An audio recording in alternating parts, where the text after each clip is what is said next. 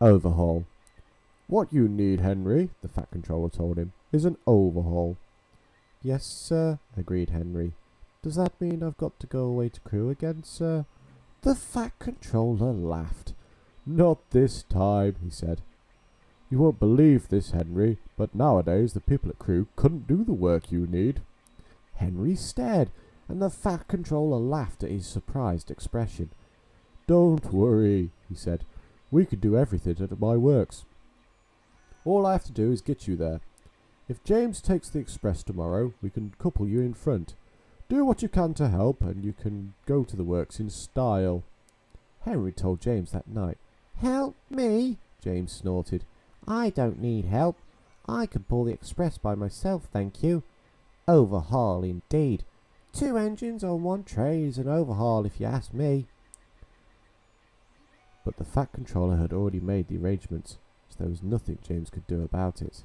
Next morning, James backed onto the coaches in the big station. Henry followed and was coupled in front. James was not in the best of tempers, but when the Fat Controller came to see them off, James tried not to show how cross he was. Good luck, Henry, said the Fat Controller. The people at the works know what to do, so you won't be there too long. James and Bear will take turns with the express when Gordon is busy. The express only stops at once before it reaches the other railway, and that is at the work station. Because of his leaky smoke box, Henry could not help very much, but he saved his hardest effort for Gordon's Hill. The 2 engines raced up it faster than they'd ever done. When they reached the top, James was feeling better. That was fun, he said. We might even be early at the workstation. We shall need extra time to uncouple you anyway. James spoke too soon.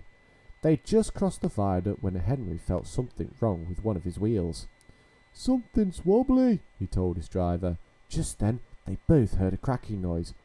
Ouch! Exclaimed Henry. Whatever it is, I think it's broken. They were passing a station. Something hit the platform, and a brick flew past Henry's cab. It bounced off James's boiler and disappeared. Ow! Exclaimed James. Henry might need mending, but he'd needn't throw his broken bits at me. Just then, James and his driver heard Henry whistling to warn them that he wanted to stop. More bits and pieces flashed by. Something hit in the carriages. Using the brakes skillfully, the driver stopped the train. Then, while the guard made sure that the train was protected behind, James's driver went to see if any passengers had been hurt by the flying debris. No one had, but one of the carriage's windows was broken. Henry's crew inspected his wheel. The trouble was not hard to find. Your wheel has a steel rim called a tyre, Henry's fireman told him. It has broken and come off. It's a miracle it didn't do more damage.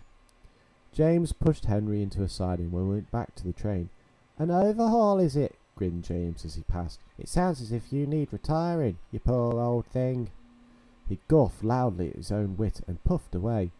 Henry smiled to himself. I don't know about retiring, he chuckled. I certainly feel tired.